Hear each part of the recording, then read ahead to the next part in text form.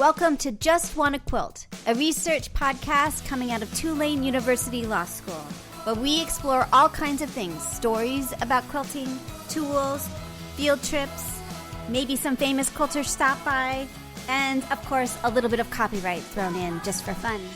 This is Elizabeth Townsend Guard, your host, and I'm a law professor at Tulane University Law School and a faculty fellow at the A.B. Friedman School of Business at Tulane. And I just want to quilt. So today we talk to Rachel Bishop, who is on an amazing journey. She is in the process of opening her own quilt shop. So this is the first of hopefully many conversations with her as she starts that adventure in Mississippi.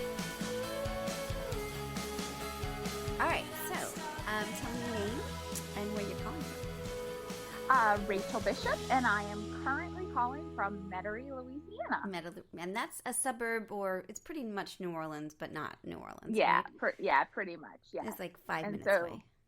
Yeah, we're like 5 minutes, but we are in the process of moving to Long Beach, Mississippi. So where is Long Beach, Mississippi?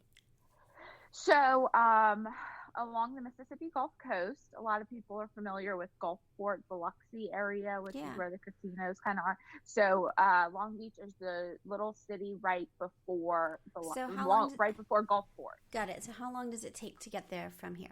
From my house to there is an hour. No, that's not bad. So, that's not bad at all. So, it's about an hour drive. That's like, we just went to the North Shore because I won't go across the causeway, so it took us an hour to get to Mandeville. Yeah, okay. So, yes, it'd be like going to the North Shore without using the causeway. Exactly. Yeah. Totally. I can do that. Mm-hmm. That's a piece of cake. Yeah. Okay, cool. So we're going to start with the question that we ask, which is, tell me your first memory of someone sewing or quilting in your life. Yes. And so I've had a lot of time to think about this question because I listen to the podcast all the time. And maybe what I thought would be my initial answer, I think is a little different. What is your answer? And so, so I thought about it. And so when I was a little kid, our next door neighbors was a retired couple whose grandchildren lived up in the Northeast. And so I was kind of like an adopted grandchild for them, right?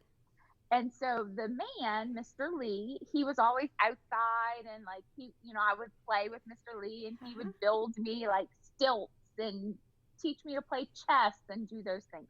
But his wife, Miss Joy, was always inside sewing. And so I didn't spend as much time with Miss Joy, especially when I was really little, because I wanted to be outside playing. So as I got a little older, I convinced Miss Joy to teach me how to sew. So Miss Joy told me, and my mom's not a sewer, so, my mom was just like, okay. So Miss Joy gave Mom a list of things, and she sent us off to Hancock Fabric. So we bought a pattern for, I think it was a pair of shorts, and we bought some fabric and everything. And I think I remember cutting out the fabric, like the pattern for the shorts, and then cutting out the fabric. And I think maybe we got it pinned, and then I lost interest and I wanted to go outside and play. So clearly, I was probably about 7. So that was a little too early for me to start sewing. But so I think Miss Joy, if I really have to think about it, would be my first memory of someone sewing, because she was right there. And I always thought, she's always inside, what is she doing? Right. And she was always in her sewing room. I like that a lot. Yeah. All right, cool. So now you are embarking on a journey that we're super psyched to be following, which is, what are you doing? Why are you moving to Mississippi? Yes. So I am in the process of opening my own quilt store. I'm so excited. And I am ecstatic. This is something that I've always had kind of since I've started, like since day one, since I started quilting. As soon as I found quilting, I knew this was kind of like my path in life. I didn't know exactly where it was going to lead me or whatever, but and I guess the more I got into it, the more I realized this is really what I wanted to do, was have my own space. And you've been working at a quilt shop, so you know what a quilt shop entails. You've been doing that for a while, and now you're branching out on your own. Now, I'm curious, when you decide to have a quilt shop, Mm-hmm. where do you begin? Sort of where does the planning begin? Sort of how does this happen? Well, for me, it's kind of funny. Like, I knew in the back of my mind this is where I planned it, and I had this number in my head. I work full time as a paralegal, and I had this number in my head that by the time I was 40, like I was like, I'm not going to do this anymore. Come 40, like that was in my head, right? I was like, by 40, I should know that it's time to do something else. Well, I turned 36 this year. Yeah. And the reason I said is because when I went to my boss, who I've been with for 11 years, and I love him dearly, and I said, I'm opening a quilt shop, he said, you're not 40. Yeah, you're like, well, I'm not waiting. I said, well, I've changed my mind. That's interesting. I like that. I've had a lot, like, stress. Like, I think my husband is an attorney, and he works out of Mississippi. And for many years, they've really wanted him to move to Mississippi, and we've talked about it a lot, and it just was never the right time. There's this property in Long Beach. It's in downtown Long Beach. And as soon as I saw the pictures, I hadn't even seen it in person. I was like, this is mine. I was like, this is my place. And so I told my husband, I was like, this is my quilt shop. And he's like, okay. That's really cool. So you guys are selling your place in Metairie, and you're moving full-time to Long Beach. Long Beach. So he's been commuting to Mississippi? He goes, his firm has an office here in New Orleans and then an office in Gulfport. So he goes to Gulfport a couple days a week, and he then works out of the New Orleans office the rest of the time. So but he only does Mississippi law. So it'll be beneficial for him. So great. To be there. All right. So did you guys buy or rent? How did you, what did you do when you saw it? What did you do to what happens we're next? Renting. It's a space that we're renting, and his boss actually owns the building. Oh, and so that's kind of, it's like funny because they want him there, and right. so I was like, tell him I want the building, right? And it was just like, okay, whatever Rachel wants. That's really great. So does that mean you get a reasonable rental rate? It actually does, yes. And then a couple other things. That's really awesome. That's super smart. Yes. The property, it didn't have a handicap accessible ramp because it's also zoned for residential. So they didn't have to put that up, but they are putting that in for me because that is something that I know I need, on my, customer base. Yeah. Some of them will need handicap accessibility, right. For whatever, yeah, totally. Because it has a front porch, awesome. That you have to go up a few steps to get into. It's a house, so it's really very neat. Sweet. Which is what you were in with the last shop you were at, so you know kind of how to think about making a shop that's a house. So it's not a huge leap for you. Others, it might be a leap to think about how you make this house into a shop, right? Yes, and so that's when we finally went and walked through it.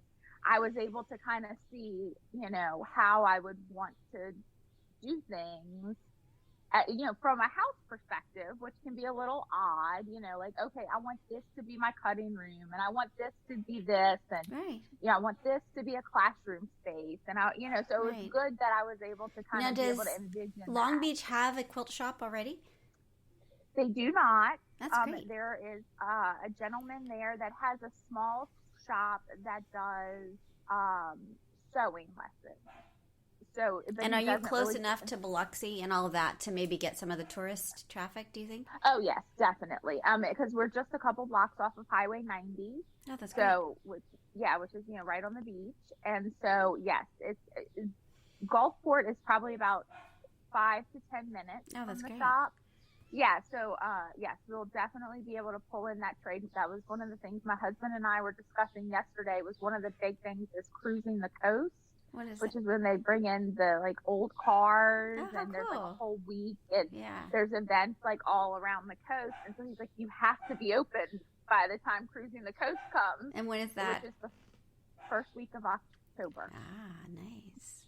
So okay, so you've got the building, you got the ramp in. What happens next? Well, I'd already had a name in my mind. A name, right? What's your name? Yes. What's your stitch? What's your stitch? I like it. Yes. And so, well, I'll tell you a little bit about that. I've been using that kind of as my Instagram for a while, Yeah. but I've switched it to my business. I feel like us as quilters, we don't always stick to one fabric medium. It may be that some of us are also knitters or crocheters, or we do embroidery. And so I don't want people to feel like it just has to be about quilting. If you want to come in and talk about those things, I want that to encompass all of those things, because we do so much more than just make quilts. Yeah. I like it. That's really great. Yeah. That's super great. Now, how do you, so you've got the building and the ramp and the name. Yes. But from the pictures, it's pretty empty at the moment. It is. It's not a quilt shop yet. It is not a quilt shop yet. We are working on shelving and things like that. I don't want it to feel industrial. I want it to feel homey. It is a house, and I want it to have that. Okay, so Rachel, I'm going to ask you a question. Are you going to have like places to sit?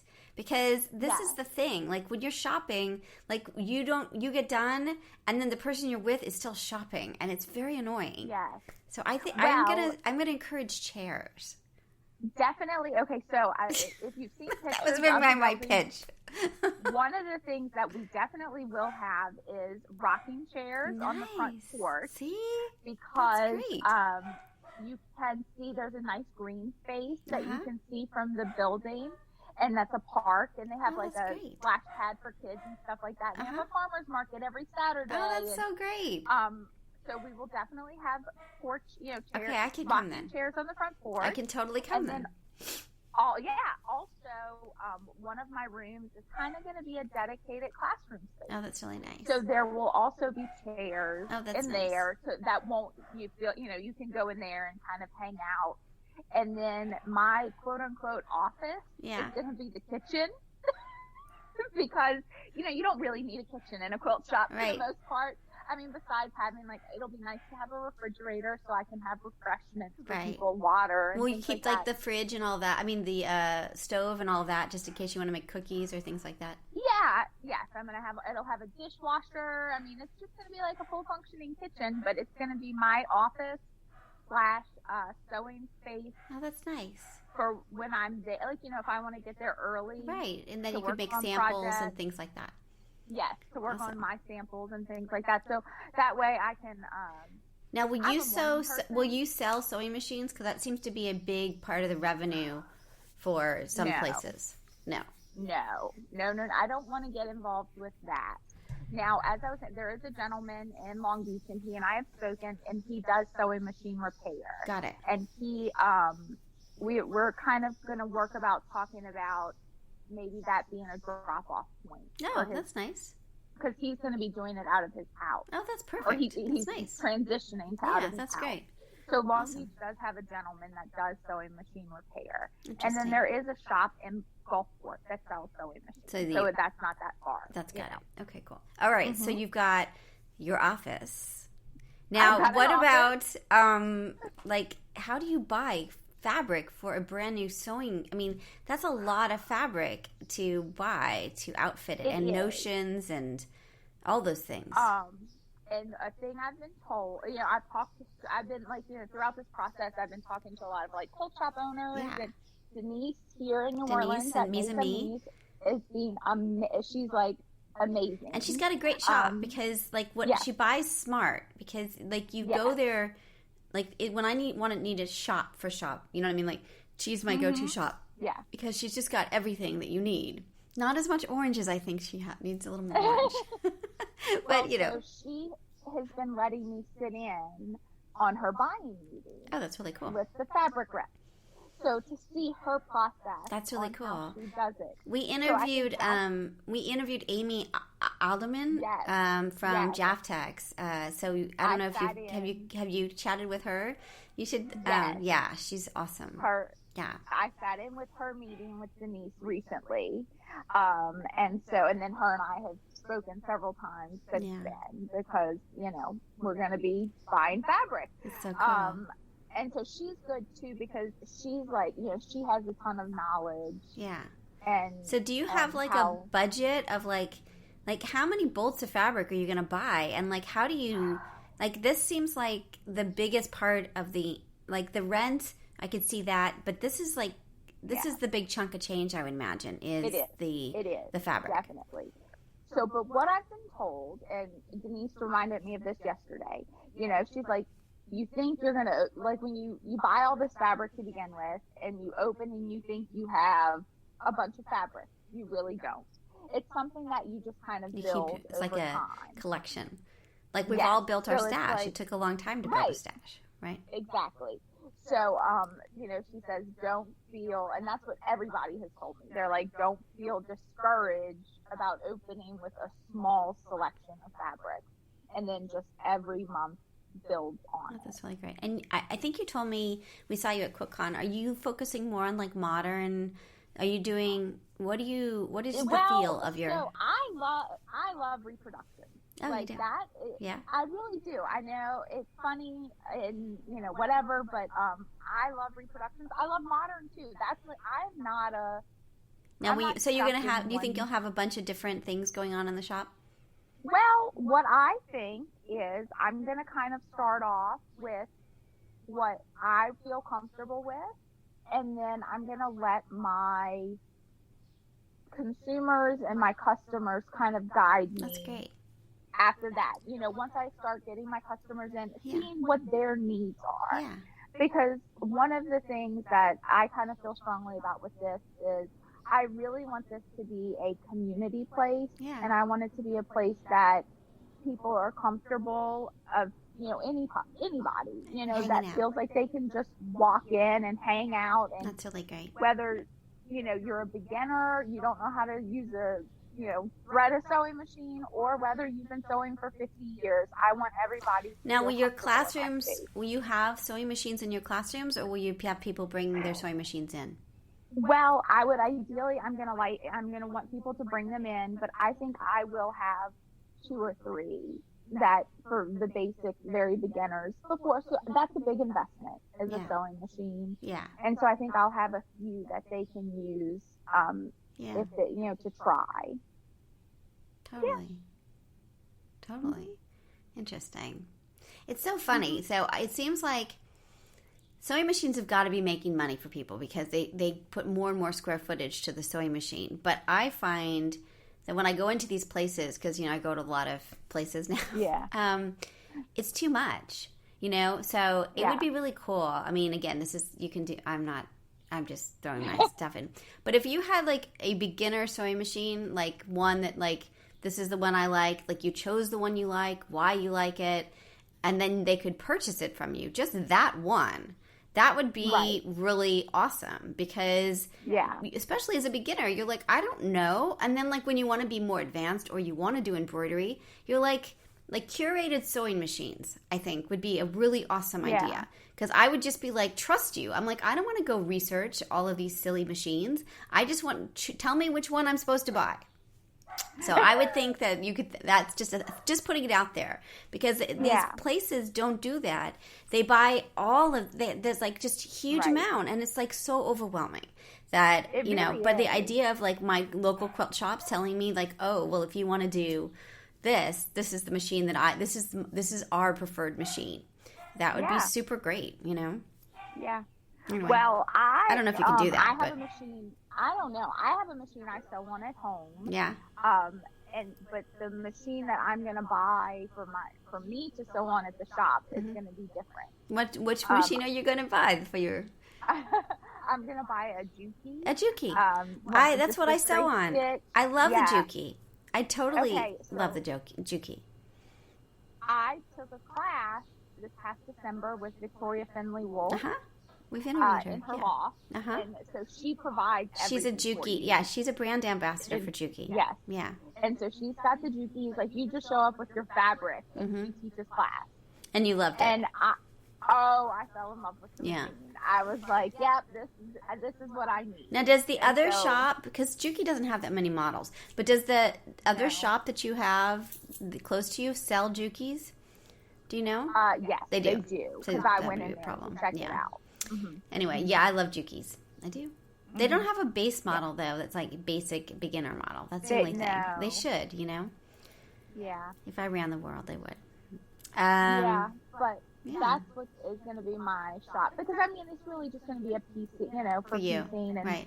yeah, for me putting together things. So I think that'll be my perfect. So the shop will have things in it. It'll have things in it? Awesome. Awesome. So will it just be, you'll fill it with your favorite tools that you like right now and that you think are really good for people? Yes, definitely.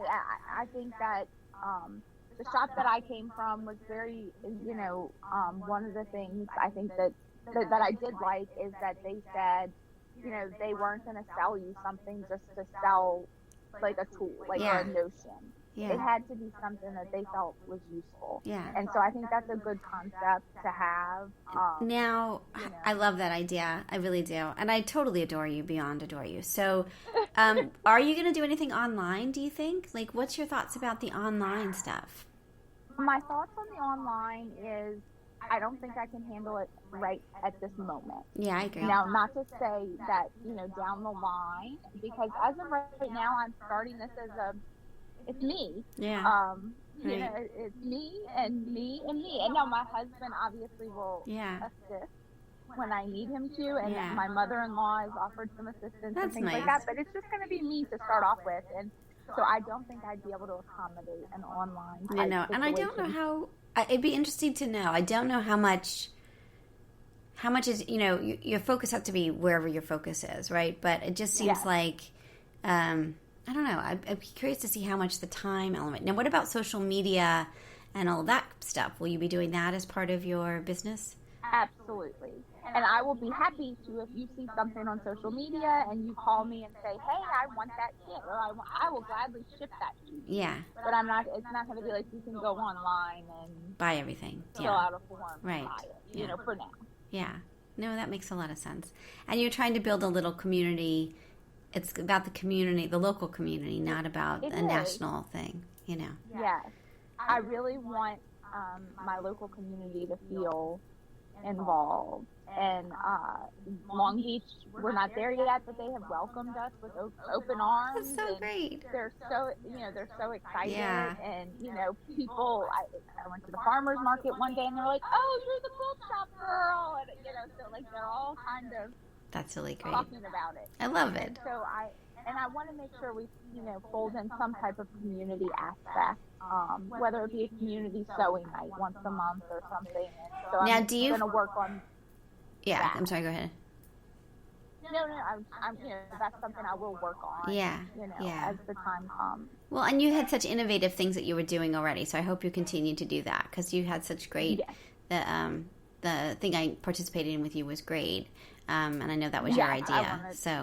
I want to definitely do that again. Have my Saturday brew for whatever. I love people. I love talking to people. I love spending time with people, and so I just want to make sure that this is a place that all people feel comfortable. Well, that was the other thing. We've been on this conversation about shops, and I suspect your shop will be like this, but not that it will be inclusive and kind. Mm-hmm. And so many shops aren't. Not all of them. I mean, I'm not trying, but there's enough out there that my blue-haired 15-year-old kid isn't going to be treated as well as, and she's the buying part of our life, right? Like she's the one that's like, I'll buy anything that she wants, right?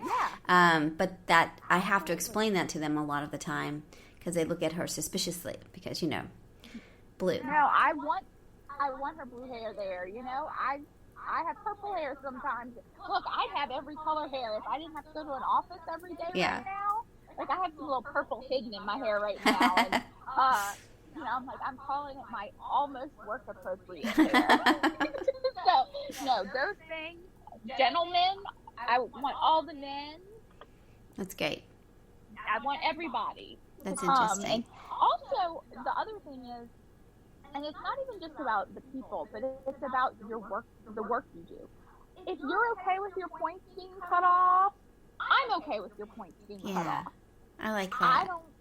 I don't believe in perfect. Like, I believe perfect is what you're comfortable with. It's so funny. You And know what? so, I totally love that. I really do. I think that's super great. There's also this whole thing about the back of your stuff looking perfect. Like the back looking perfect, right? Like everybody and my mom and when I was growing up, we did a lot of cross stitch, and her backs were perfect, and mine were just peon chaotic. And I love the chaos of the back, right? Like it's a choice. I don't, because when you turn it over, you can't tell, right? Like sometimes you can tell, sometimes you can't. But yeah, I think that we all have to sort of be who we want to be and not feel like we have to be a certain thing, Yeah. So Cool. I want people to feel that, like, if to you have to have every single point there, then that's you. But the person next to you, if you're okay with that point being gone, more power to you. Because most of the time, I'm okay with that point being gone a little bit. That's great. Like, Yeah, I think you're going to do great. Time. And it's so nice you're doing it at 36 because you can really build a shop in a way that's a long-term thing. It's really interesting. Now, will you take what? I'll have more energy. Totally. Hopefully. Will you have like volunteers or community volunteers, or like how are you going to staff it besides yourself? Like, what are your thoughts about that? I think especially in the beginning, I'm going to rely on some volunteers that have volunteered some time here and there. And so I think that will help in the beginning. And we'll just kind of have to see where it goes from there. I love it. So this is so exciting. Yeah. Well, can we follow your progress as you keep going? I would love to come by and do a field trip, and like you're kind of like we've adopted you, our shop, because we haven't seen a shop. The other question I guess I have is the economics of it. So do you feel your husband has he's an attorney, and I imagine the cost of living is pretty reasonable where you are as opposed to say a New York kind of cost of living. So do you feel like your goal is to break even, or do you kind of like, what's the economics of, what are you hoping for when you look at sort of the economics of the shop you're opening? Yes. So this is a conversation he and I have had, and he has told me that he would like me to break even. That is that's the goal, really, is to break even. And especially for the first couple of years, I think we'll be it's going to be putting the money back into the shop. Anything that we make above. Because it's a lot to get up and running. So it's going to take time. I mean, the fabric alone has got to be, I can't even imagine how much that is. We're funding it ourselves. Interesting. So that, I think, is a good position to be in. Yeah. Is that I don't have a loan to pay back every month. Yeah. So I will be able to put any profits back. And you're not going to take a salary, I imagine, at least at first, because that's not really the goal. It's like a investment, right? Yes. Mm-hmm. And what you'd buy you'd be buying fabric if you had a salary, so you have it in your shop, right? Right, I have it. Right, like that's where the money would go probably. Anyway. So the goal is to break even, but to put as much back into it as possible. Interesting. And then do you have like a max of how much you're starting out with in terms of investing in, because it really is the supplies more than anything. I mean, obviously you have the cost of the shelving and all of that, so that's got to be, Are you guys making that yourself? Or are you just purchasing it? Like how are you? It's going to be a mixture of two. Like yesterday I bought, or the other day, actually 2 days ago, I bought at a thrift shop, like a really cool shelving unit to put fat quarters in. Oh, that's great. And I have one of my husband's cousins, she does a lot of like refinishing and does like really cool, like the antique looking because it's a stuff. house. So she's going to refinish it for me, and that'll be like, one of my fat quarter stores. That's really great. That's great. So yeah. Things like I've been. My husband's walking in with the dog. She was upset that the door was closed. So we're thrift shopping. We are estate sailing. We are doing all that, and then some of it'll be made. And, very cool. But and I think that all of that will give it a homey feel. Yeah. And a more comfortable chairs. Right. Yes, Right. there will Chairs. be chairs. Yes, there will be chairs. And that's Awesome. what I'm still trying. So I do have a dedicated room, and that's going to be my classroom space. Uh-huh. And I have to decide how I kind of want that set up. Yeah. And that's something that still I'm working out in my brain. I love it. I can't wait to see it. Well, do keep us posted. Do you want us to wait on this this interview, or do you want us just to post along the way? Are you okay with posting along the way? You can post along the way. Okay. Because I am on my Facebook. I'm doing live videos along the way. Fabulous. And trying to keep everybody up to date. Like I was doing sewing yesterday, and I want to make sure when we open, we have quilts. Right. I love, I want quilts made. I want samples. I want all those things. So Cool. I'm seriously going to be making quilts, and I have a group of ladies that have agreed to help me make That's quilts. so great. And it's really, quilters are amazing. Yeah. And they're kind and they're giving, and Yeah, it's amazing. it really is. So people are just ready to help. This is so great. This is so great. I know. I love it. Have you ordered the fabric yet? My plan is I'm going to go to market in May. You are. Oh, you are? How Yes. are you flying or driving? I am flying. Oh. I was like, I'd That's jump in too the long car. of a It is a bit of a long drive. Even, QuiltCon was a great experience. Yeah. I didn't sign up to go to QuiltCon for that reason. I was going already, and I met so many great people, and, because people that are vending there are They're pattern both. makers Right, or, right, exactly. they're all kinds of things. Yeah. And so it was good to meet. I used that as an experience to, it was a completely different experience from what I signed up for. Yeah. Because So what did you especially like at QuiltCon? I'm really curious. What caught your attention there? Well, I think I love the quilts, obviously, and I like the lectures. Uh-huh. But I really definitely used it as I looked at the vendors. Right. And what So which vendors what vendors really stuck out for you? I'll tell you which ones stuck out for me, but I'm curious which ones you liked. Well, so one of the ladies, and I don't know her name, but her patterns are Sweet Tea Quilt, I think is what it's called. Huh. And she had these really great patterns, and so she gave me this fabulous shop package with all of her quilt patterns. Wow, that's really cool. That's awesome. So cool. So I brought those home, and I have a couple of them that I'm gonna have made into samples to see how they Right, to try them out. Right. Try them out, because they're they're geared more towards a modern wing, but I really want to see how they work in my reproduction. I like it. I think that could work. Yeah. So I really enjoyed meeting her. I love Victoria Finley Wolf. Yeah. And all of her. So will stuff. you carry her fabric and patterns? You think? Definitely patterns. The fabrics, probably some of them. I love her new neutral line. And I have a block that I did when I made, and it's funny because I mixed, it was the modern with the traditional, and it really looks good. Yeah, and her stuff really allows for that, I think, in some way. Yes. It's really interesting. And she does so many of the traditional, she made her name on the wedding ring, right? Double wedding ring. Right, Yeah. so it's interesting. So, yeah. Yeah. I liked, I had never seen American Made in person, okay. and I liked their solids. It was interesting. They were in person different than I expected. So I liked their coloring. I thought that was interesting. There was another solid one, and I have it in my bag. Oh, is it the paint? Really liked. The paint one that was in front? Is it the Jackie Gearing? Yes, the paint brush. Yeah, I'm supposed to interview them really soon. They're sending some samples of their stuff. Well, they sent me home with a whole fabric card. That's great. With all of their colors, and I really liked the feel of their cotton. Yeah. Their solids. Yeah.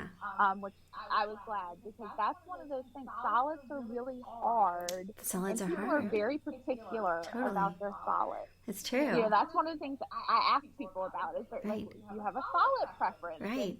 And, and so and people have very big opinions It's true. about their solids. It's really true. I thought it's interesting because I have a little bit of the American-made stuff here now, so I'm experiencing it. It's thinner than I would have expected. It's got a little bit of thinner, right?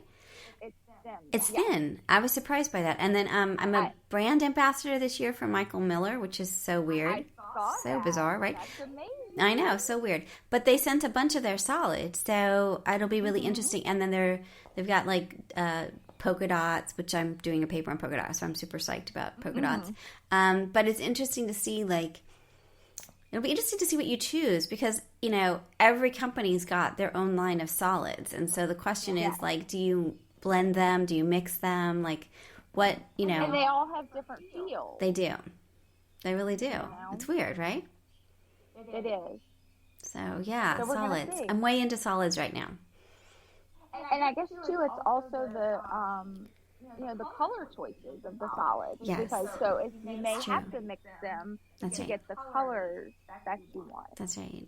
That's right. It's interesting, all isn't these it? things. It's you know, it's the funniest thing that it's not just like the fabrics, like the prints. It's the solids. Totally. Like, that we have to, Totally. I think I would love to, like, that would be really interesting is to do I'd love to do a comparison of the solids of all the different companies. It would be really interesting to see, like, what they look like.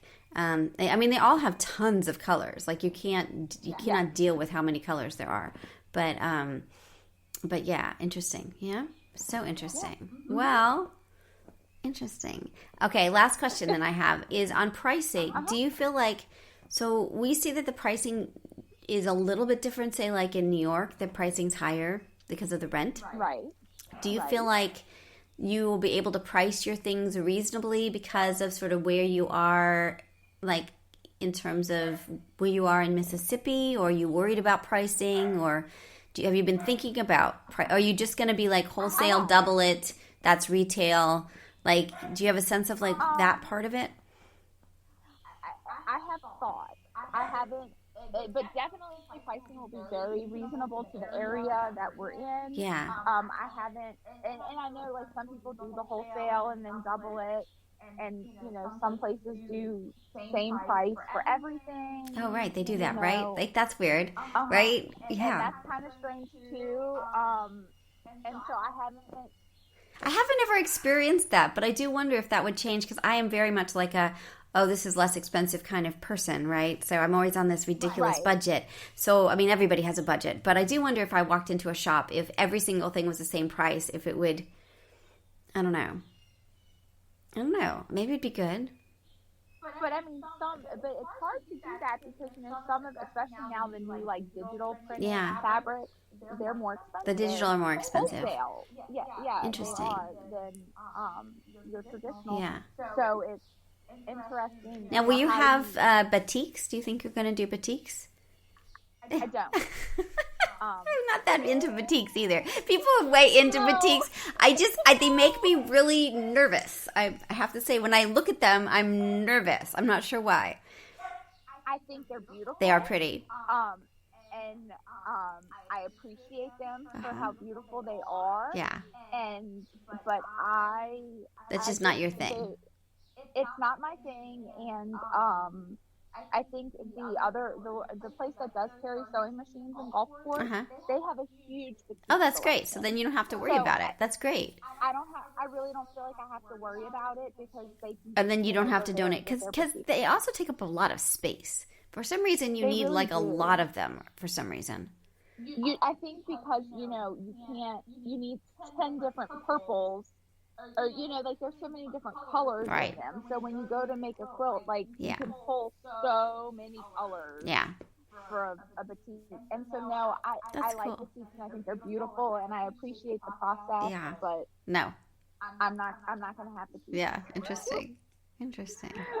That is an executive decision. That's awesome. Yes. Awesome. Well, I can't wait to see how you do and what you do and follow your progress. I would love to. To let me know when you want to come over, even before you come see the open space. It's so different when you see it in person. Totally, I would love to. That'd be great. I would love to be there when you start to unpack your fabric too. I think we should sort of experience that what it's like, what the box is coming. We've had fabric delivered, but we haven't had like fabric. You know what I mean? Like we've had like some bolts. Boxes. Yeah. Yeah, definitely. It'd be fun. So we'll keep. And you have to talk to us about market. So next time we talk, why don't you come back after market? And I would love to know about your experience of being a new shop. And I imagine they're going to just like cater to you, right? Because you're like the thing they're like dying for, which is somebody who needs to buy everything. I guess so. Right? We'll see. Like, I need to start from 100% scratch. It's going to be great. You should have like a big button, like newbie. Like I'm opening a shop button. Like that market should give that to you. Do they have buttons for you? Like I need to buy everything. I know they have like ribbons and stuff that they had, like my first market. So maybe, opening a shop button. It should like be like, they have to have like special time just for you, right? You would think, and like, I'm going to pick out like my point of sale system, hopefully. A lot. I want to be able to experience all that there is. Everything. Cutting, everything. Yeah. You need everything. Yes. That's really cool. Well, super fun. It's insanely So we'll fun. talk again after market. Yeah. So sign up after market. I want to see. Let's see what's going on. It'll be great. And we'll come. I will have a just want to quilt field trip. We'll come and play, and it'll be great. Please, and then once you're open, let's have a just want to quilt day where we get people to come and do a big thing. Yes. It'll be really great. Have a party. We'll have an opening party for you. We'll have we should have a shower for you. Are you gonna have a shop shower? We should do a shop shower for you before you open all the things. That would be so great. Well, that's what I was like. We were talking about yesterday. I'm like, I want to have like a friends and family day, so my family can come before. Right, but a shower. We should be giving you presents, right? And I was like, then we'll do a barbecue at the house. Yeah. And have everybody, But then and then open, and then you're having a grand opening. Right. And there's this cute little bakery around the corner that makes the best little cookies. I can't wait to order cookies and have them like put sewing machines on. Oh, that's really great. Like little. You're gonna have so much fun. I'm so glad you're doing this. This is so fun to watch, and you've earned it. You've worked so hard to get to this place, and I'm just really, I'm really proud of you. And jumping is hard, and you're jumping, and this is good. You're making your own road. It was time, and I was in a really stressful place in my life, and I said I need to change, and this is the change I needed. I love it. It's going to be so much fun. So I'm so happy. Well, thank you for coming on and chatting with us. I cannot wait to watch you do all these things. So we'll talk after market. And I want to know all about it. So you're going to have to how did you strategize? Did you have a plan? Did you make appointments beforehand? I hear that that's a thing to do, is you have to sign up beforehand and all those things. It'd be great. Awesome. Sounds great. All right. All right. Bye. Bye. So you've been listening to Just Wanna Quilt, a research podcast coming out of Tulane University Law School. And I'm Elizabeth Townsend Gard. If you like this podcast, keep listening. Also, we have a Facebook group. Come join us. We talk about a lot of things. We also have an Instagram account. And of course, most importantly, I really hope you get a chance to quilt today.